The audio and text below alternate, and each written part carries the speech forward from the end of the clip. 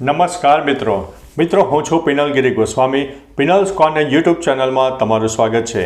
મિત્રો આજની વિડીયોમાં વાત કરીશું આજે તારીખ 20 ડિસેમ્બરથી લઈને 31 ડિસેમ્બર સુધી ગુજરાતમાં કેવું રહેશે હવામાન, વેસ્ટર્ન ડિસ્ટર્બન્સ, તાપમાન, ઠંડી, પવન અને વરસાદની અગત્યની આગાહીની।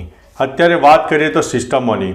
ઉત્તર ભારતના ઉત્તરી પટ્ટામાં જે વેસ્ટર્ન ડિસ્ટર્બન્સ સક્રિય હતું તે હવે નબળું પડી ચૂક્યું છે।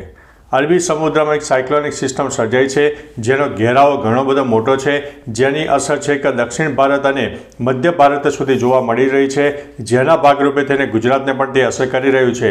બંગાળની ખાડીમાં પણ એક સામાન્ય સાયક્લોનિક સિસ્ટમ સર્જાઈ છે, એટલે અરબી સમુદ્ર અને બંગાળની ખાડીની બંને સિસ્ટમો નજીક હોવાથી જાણે કે બંને સિસ્ટમો એકબીજામાં ભેગી થઈ ગઈ હોય અને દક્ષિણ ભારતના અનેક વિસ્તારોને હિટ કરી રહી છે અને જે તે વિસ્તારોમાં ભારેથી અતિ ભારે વરસાદ પણ આપી રહી છે।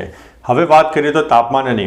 અત્યારે જ્યારે વેસ્ટર્ન ડિસ્ટર્બન્સ ચાલ્યું ગયું છે, પરંતુ આપણે અગાઉ પણ માહિતી આપી હતી કે જ્યારે પણ વેસ્ટર્ન ડિસ્ટર્બન્સ બરફવર્ષા આપે છે ત્યારે તેના એકાદ દિવસ બાદ શીતલહેર છે કે ગુજરાત અને રાજસ્થાન સુધી જોવા મળતી હોય છે।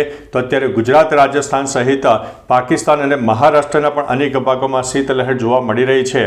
ગુજરાતમાં ન્યૂનતમ તાપમાન 16થી લઈને 21 ડિગ્રીની આસપાસ જોવા મળ્યું છે।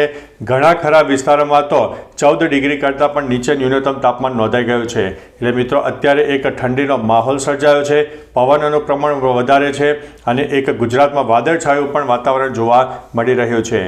અત્યારે મહત્તમ તાપમાન 21થી લઈને 26 ડિગ્રીની આસપાસ જોવા મળશે, એટલે દિવસ દરમિયાન પણ આપણને એક ઠંડીનો અહેસાસ થશે।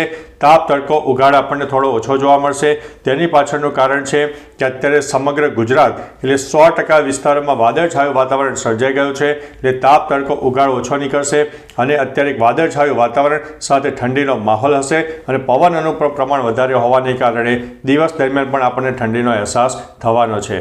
હવે પવનની વાત કરીએ તો ગુજરાતમાં એવરેજ પવનનું પ્રમાણ 10થી લઈને 30 કિલોમીટર પ્રતિ કલાકની ઝડપે ફૂંકાઈ શકે છે, પરંતુ આગામી 48 કલાકમાં આ જે પવન અત્યારે જોરદાર ફૂંકાઈ રહ્યો છે તેમાં નોંધપાત્ર ઘટાડો થાય તેવી પણ સંભાવના છે। હવે વાત કરીએ તો વરસાદની આગાહીની।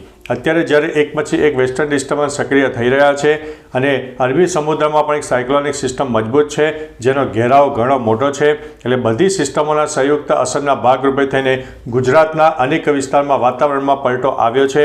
આજે ગુજરાતના મોટાભાગના વિસ્તારોમાં વાતાવરણમાં પલટો આવ્યો છે, જાણે કે અનેક વિસ્તારમાં વરસાદ થાય તેવી પણ શક્યતા છે। તારીખ 21થી લઈને 24 ડિસેમ્બરમાં તો ગુજરાતમાં કોઈ વિસ્તારમાં છાંટાછૂટી અથવા તો નાનકડા વરસાદી ઝાપટા પણ થઈ શકે છે અને જો કોઈ જગ્યાએ જે હવામાનમાં જે પલટો આવ્યો છે તેની અંદર એક ઠંડકવાળું વાતાવરણ ઉમેરાય, ભેજનું પ્રમાણ વધુ ઉમેરાય તો જે તે વિસ્તારમાં કરા સાથે પણ વરસાદ થઈ શકે છે। ખાસ કરીને ઉત્તર ગુજરાતનો પૂર્વ તરફનો વિસ્તાર, મધ્ય ગુજરાતનો પૂર્વ તરફનો વિસ્તાર, દક્ષિણ ગુજરાત, સૌરાષ્ટ્રના દક્ષિણી પટ્ટામાં અને કચ્છના પણ ઉત્તરી પટ્ટામાં કોઈ વિસ્તારમાં છાંટાછૂટી અથવા તો નાનકડા વરસાદી ઝાપટા પણ થઈ શકે છે।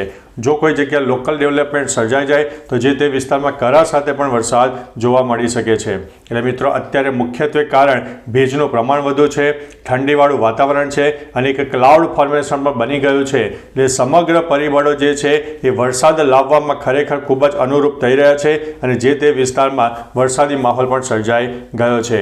બીજી તરફ મિત્રો રાજસ્થાનના પણ અનેક ભાગોમાં 21થી લઈને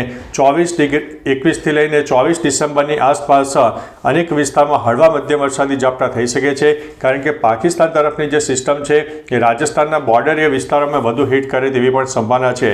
રાજસ્થાનનો મધ્ય ભાગ અને પશ્ચિમ તરફના ભાગમાં પણ અનેક વિસ્તારમાં હળવા મધ્યમ વરસાદી ઝાપટા 21થી લઈને 24 ડિસેમ્બરની આસપાસ થઈ શકે છે।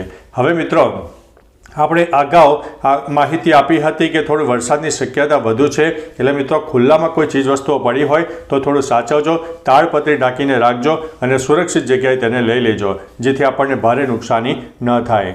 હવે વાત કરીએ તો અત્યારે જ્યારે એક પછી એક વેસ્ટર્ન ડિસ્ટર્બન્સ સક્રિય થઈ રહ્યા છે ત્યારે જાન્યુઆરીના પ્રથમ સપ્તાહમાં પણ એક પછી એક વેસ્ટર્ન ડિસ્ટર્બન્સ મળવાના છે।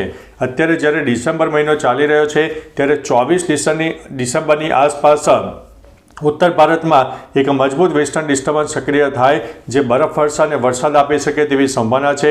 એટલે 24 અથવા તો 25 તારીખની આસપાસ તે બરફવર્ષા આપશે અને તેના 24 કલાક બાદ ગુજરાત અને રાજસ્થાન સુધી ફરીથી શીતલહેર આવશે અને અત્યારે જે ઠંડી પડે છે તેના કરતાં પણ વધુ ઠંડીનો માહોલ સર્જાશે, જેમાં ન્યૂનતમ તાપમાનમાં 2 થી 3 ડિગ્રીનો ઘટાડો પણ નોંધાઈ શકે છે.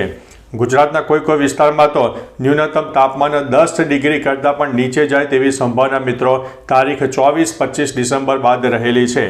એટલે એક તરફ વરસાદી માહોલ અને બીજી તરફ એક ઠંડીનો માહોલ પણ સર્જાવાનો છે અને વાદળછાયું વાતાવરણ પણ આપણને જોવા મળનારું છે. જાન્યુઆરીના પ્રથમ સપ્તાહથી જોરદાર ઠંડીનો માહોલ પણ સર્જાઈ જશે અને જાન્યુઆરી મહિનો ખરેખર એક કડકડતી ઠંડીવાળો મહિનો પણ આપણે ગણીને ચાલીએ છીએ. તો મિત્રો અવારનવાર બનતી સિસ્ટમો અને જો કોઈ સિસ્ટમમાં ફેરફાર થશે, અત્યારે હાલની જે સિસ્ટમ છે તેમાં પણ ફેરફાર થશે તો તમને તમામ પ્રકારની માહિતી અમે આપતા રહીશું. તો ચાલો મિત્રો ફરીથી હવામાનની લેટેસ્ટ માહિતી લઈને મળતા રહીશો. ત્યાં સુધી અમને રજા આપશો. નમસ્તે.